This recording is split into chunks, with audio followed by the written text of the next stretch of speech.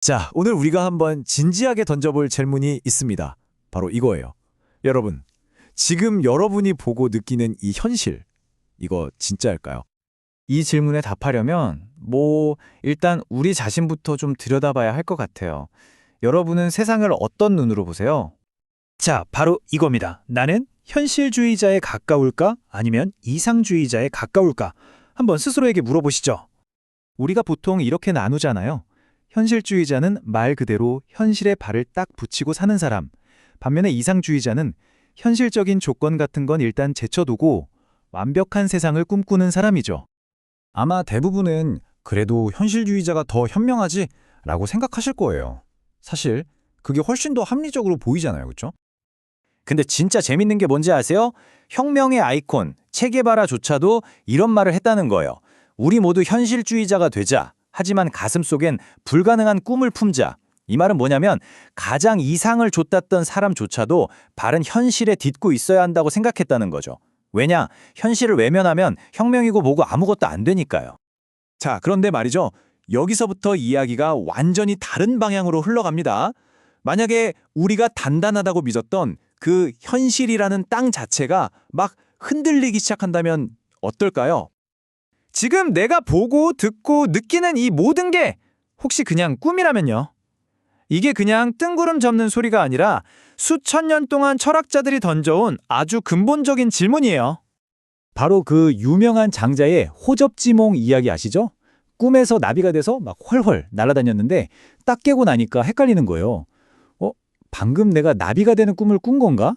아니면 지금의 내가 사실은 나비인데 인간이 된 꿈을 꾸고 있는 건가? 와, 정말 지금 이 순간의 현실마저 의심하게 만드는 정말 강력한 이야기죠?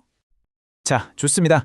그럼 이제 이런 철학적인 고민은 잠시 접어두고 조금 더 현실적인 이야기로 들어가 볼게요.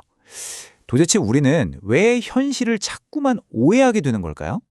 가장 큰 이유 중 하나는 바로 이거예요. 내가 직접 겪어봤으니까 내가 제일 잘 알지? 라고 생각하는 거예요. 우리 모두 이런 생각 한 번쯤 해보잖아요. 근데 정말 그럴까요? 자, 예를 한번 들어볼게요. 1997년. 이 숫자를 보면 뭐가 떠오르시나요? 네, 바로 대한민국을 뒤흔들었던 IMF 외환위기입니다. 여기 계신 많은 분들이 직접 겪으셨을 거고 우리 모두가 아는 엄청난 역사적 사건이죠. 그렇다고 해서 IMF 시대를 살았던 모든 사람이 그 사건의 진짜 현실을 다 안다고 말할 수 있을까요?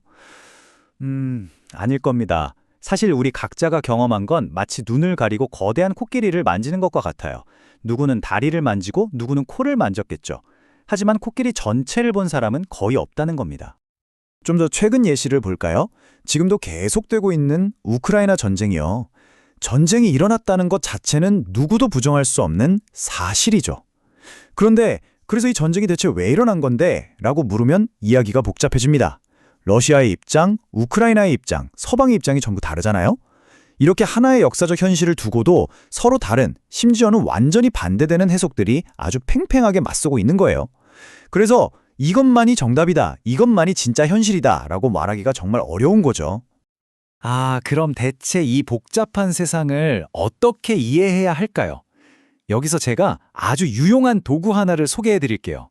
바로 현실을 딱 3가지 종류로 나눠서 보는 겁니다. 이걸 알고 나면 세상이 훨씬 명확하게 보일 거예요. 첫 번째는 객관적 현실이에요. 이건 아주 쉬워요. 그냥 저 밖에 내 생각이나 믿음과는 아무 상관없이 존재하는 것들이요. 예를 들면 산, 행성, 중력 같은 거요.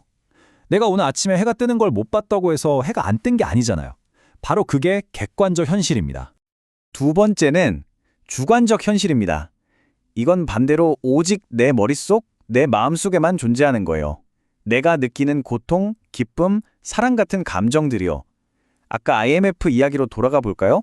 1997년에 외환 위기가 터졌다는 건 객관적 현실이죠. 하지만 그 속에서 누군가는 모든 걸 잃는 끔찍한 고통을 겪었고 이건 그 사람만의 주관적 현실이에요. 반면 어떤 사람에겐 그게 오히려 기회였을 수도 있죠. 보세요. 똑같은 객관적 현실인데 주관적 현실은 사람마다 완전히 다른 겁니다. 진짜 문제는 언제 생기느냐? 바로 우리가 이 객관적인 것과 주관적인 것을 막 섞어서 생각할 때 시작돼요. 여기에 딱 맞는 예시가 하나 있습니다. 자, 스티브 잡스는 2011년 10월 5일에 사망했다. 이 문장, 이건 팩트죠. 누구도 부정할 수 없는 명백한 객관적 현실입니다. 그런데 여기서 한 발 더 나아가서 전 세계가 그의 죽음을 슬퍼했다라고 말하면 어떨까요? 과연 그럴까요? 많은 사람들이 슬퍼한 건 맞지만 전 세계 모든 사람이 그랬을 리는 없잖아요. 그쵸? 바로 이게 객관적 사실에 슬퍼했다는 주관적 감정을 덮어씌워서 현실을 살짝 왜곡하는 아주 흔한 경우입니다. 자, 그리고 드디어 마지막 세 번째 현실입니다. 어쩌면 이게 가장 중요하고 또 가장 강력할지도 몰라요. 바로 상호주관적 현실이라는 겁니다. 유발 하라리 교수가 한 말인데요. 이건 법, 신, 국가, 그리고 돈처럼 수많은 사람들이 그렇다고 함께 믿기 때문에 존재하게 되는 현실을 말해요. 이 표를 보시면 한눈에 정리가 될 겁니다. 객관적 현실은 산처럼 그냥 저 바깥 세상에 있고요. 주관적 현실은 나의 행복처럼 내 마음속에만 있죠. 그리고 마지막, 상호주관적 현실은 바로 돈처럼 우리 모두의 집단적인 믿음 속에 존재합니다. 한번 생각해 보세요. 10,000원짜리 지폐, 그거 그냥 종이잖아요. 근데 왜 우리가 그걸로 밥도 사 먹고 물건도 살 수 있죠? 우리 모두가 이 종이는 10,000원의 가치가 있다고 약속하고 믿기 때문이에요. 이게 바로 상호주관적 현실의 힘입니다. 요즘 비트코인 같은 암호화폐는 이런 상호주관적 현실을 가장 극적으로 보여주는 예시라고 할 수 있겠네요. 자, 그럼 이제 정리를 좀 해볼까요? 그래서 대체 뭐가 진짜 현실이라는 걸까요? 핵심은 이겁니다. 우리가 사는 현실이라는 건 생각보다 훨씬 더 복잡하고 다층적이라는 거예요. 우리는 바위처럼 변치 않는 객관적 현실, 나만 아는 주관적 현실, 그리고 수많은 사람들이 함께 믿어서 만들어낸 강력한 상호주관적 현실, 이 세 가지가 마구 뒤섞인 세상 속을 헤쳐나가고 있는 겁니다. 그렇기 때문에 내가 겪은 것만이 진실이야 라고 생각하는 건 어쩌면 굉장히 위험할 수 있다는 거죠. 오늘 이야기를 통해 여러분은 세상을 보는 새로운 안경을 하나 얻으신 셈입니다. 자, 이제 마지막으로 여러분께 질문 하나를 던지면서 마무리할게요. 앞으로 누군가와 대화하다가 이건 팩트잖아 라고 딱 잘라 말하고 싶을 때 그 말을 뱉기 전에 딱 1초만 스스로에게 물어보세요.